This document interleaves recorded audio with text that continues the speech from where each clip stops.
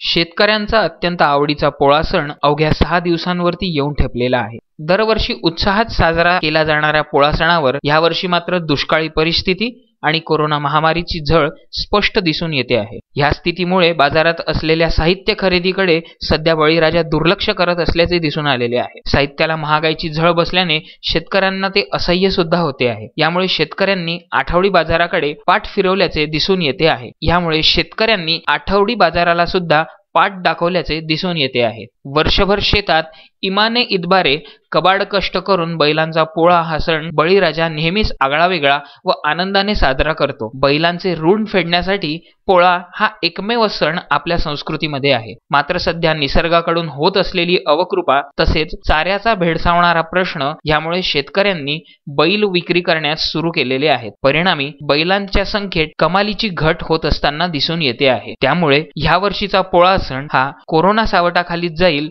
अशी भीती निर्माण झालेली आहे। संजय घोगरेसह अनवर खिच्ची, विदर्भ न्यूज, माहूर।